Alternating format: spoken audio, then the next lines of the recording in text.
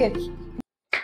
Hallo, hallo. Hallo, hallo. Aujourd'hui, on va vous faire un petit exemple de styling sur la règle de 3. Ouais. Oui, non, continue, continue. Dont on avait déjà parlé quand on a fait le home tour chez Maria. Donc, c'est une règle qui explique un petit peu comment est-ce qu'on peut faire un styling avec cette règle qui est justement d'avoir toujours... Donc, c'est pas uniquement pour un styling, mais c'est comment rendre en fait une pièce ou une décoration intéressante. une zone. Voilà, donc c'est un peu une règle simple à suivre. Donc, ça consiste à apporter ou une couleur inattendue, ou alors une matière différente par rapport à ce que vous avez déjà dans votre pièce ou dans votre décoration, ou alors une forme différente. Voilà, le tout pour rendre le styling intéressant et pas juste plat. Donc, on va vous montrer l'exemple de base qui sera plat, et puis après, on fera des stylings différents. Et restez bien jusqu'à la fin de la vidéo parce qu'on va vous mettre un petit clip ou bien des petits clips d'un styling qui a eu lieu chez toi. Oui. Donc, tu expliques. Ah, c'est moi qui explique. Okay. Donc, d'un styling qui a eu lieu chez moi, en fait, d'un ami qui est photographe et qui a demandé s'il pouvait faire des photos, en fait, immobilières de mon appartement. Et du coup, j'ai filmé 2-3 mini-clips pour vous montrer à quoi ça ressemble un jour de shooting à la maison. Voilà.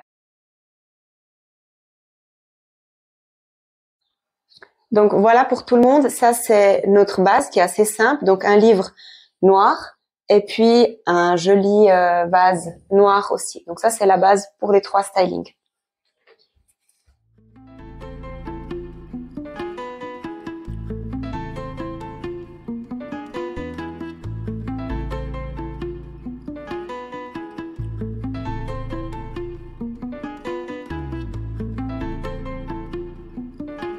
Voilà, donc très rapide et très simple, c'est pas tu fais là.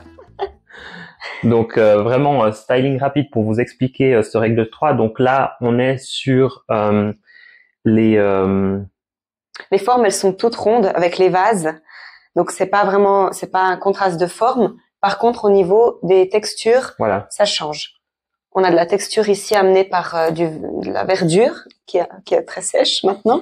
Mais la verdure, c'est toujours un bon moyen d'apporter de la texture.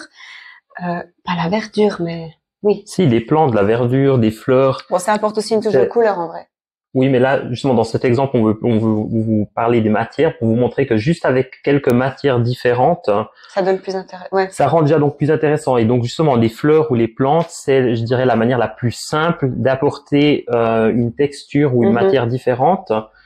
Et là, dans la collection de poterie à Inès, donc on a pris ce petit vase vraiment tout chou et différent avec une texture ici vraiment très particulière. Oui. Et pour les gens qui aiment donc les pierres, les quartz, les pierres semi-précieuses, c'est aussi une façon simple d'apporter une nouvelle texture, vu que c'est une texture qu'on retrouve pas souvent dans des meubles. Là, on a un élément un petit peu brillant parce que tout ça, c'est assez mat. Là, on a un tout petit peu de brillant. Et puis là aussi, et du coup, ça apporte une harmonie visuelle et un intérêt.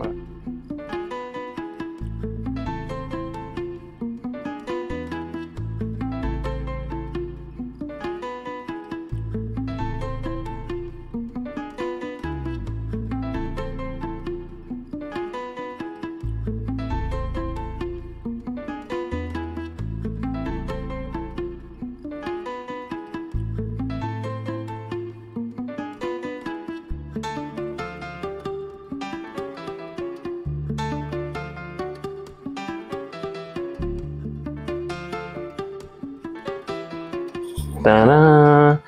Voilà, donc deuxième petit styling pour vous expliquer donc cette règle de 3. Donc là, on est sur les formes.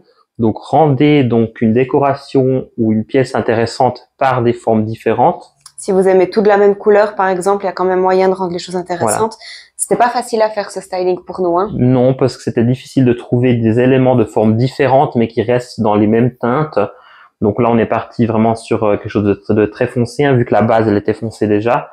Vous le voyez à l'écran, donc ce bol que Inès a fabriqué elle-même. Hein, oui, qui est très beau, que j'aime beaucoup.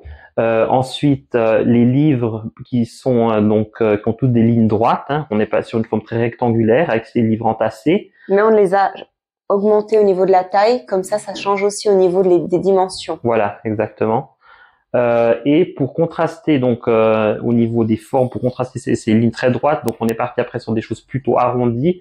Donc la petite lampe, le petit bol, la petite assiette, le petit bol. Et ici, ben celui-ci qu'on avait déjà à la base, hein, qu'on n'a pas enlevé parce que la base on la garde toujours pour faire ces trois exemples. Et la mini pyramide. Aïe, c'est une pierre en fait. Je sais pas comment elle s'appelle. Non, je sais mais pas. C'est une pierre qui prend les ondes électromagnétiques. Voilà. Dit-elle.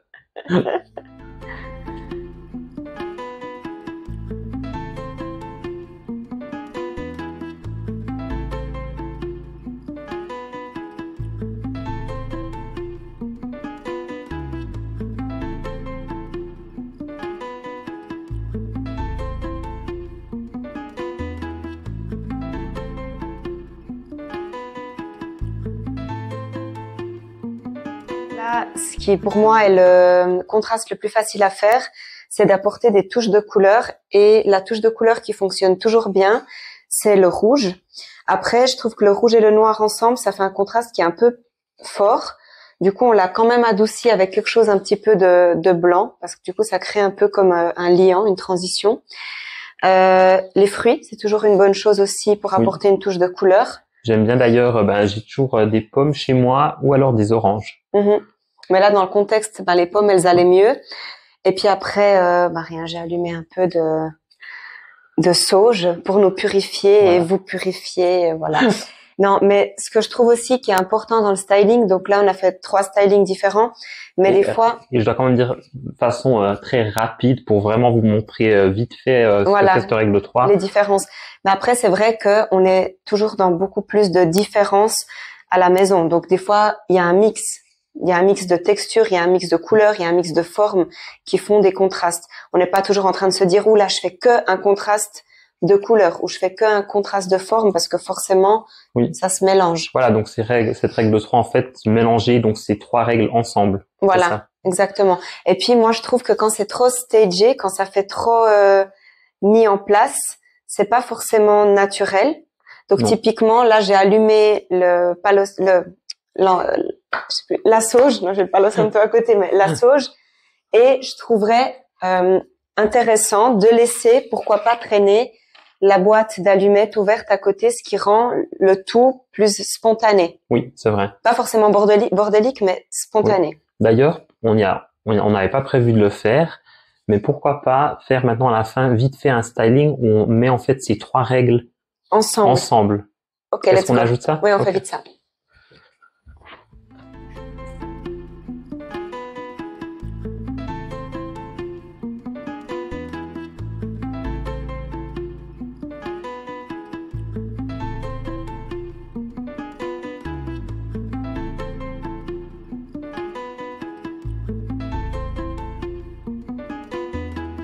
Mais viens vers moi aussi.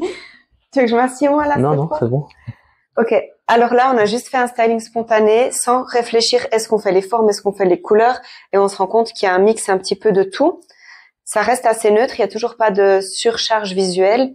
Moi, ce que j'aimerais dire aussi, quand vous faites de la décoration, quand vous faites du styling, restez sur des objets qui vous parlent et que vous aimez et qui ont peut-être une histoire pour vous. Allez pas forcément dans un magasin en vous disant il faut que j'achète un truc pour décorer ça. Voilà, mais décorer avec quelque chose qui vous plaît. Allez pas tous demain dans un magasin, donc lundi dans un magasin pour aller acheter un livre rouge parce que vous avez vu un livre rouge dans notre vidéo. Sauf si vous aimez un livre particulier et que vous le trouvez en rouge. Voilà, ça c'est après autre chose. Mais typiquement, ces 2 livres-là, c'est des livres que j'ai lus. C'est pas juste des livres esthétiques. Les pierres, pour moi, elles ont une symbolique plus personnelle, on va dire aussi. Les pommes, on les mange. Mais ça, c'était un cadeau de Mariano. Oui. Et voilà. En fait, c'est important que vous ayez des éléments qui soient réels, que vous utilisez vraiment, et pas que ce soit juste là en bibelot qui sert à rien. Donc, des choses authentiques à votre vie. Voilà. Et qui sont en lien avec vos passions, ce que vous aimez, etc. Voilà.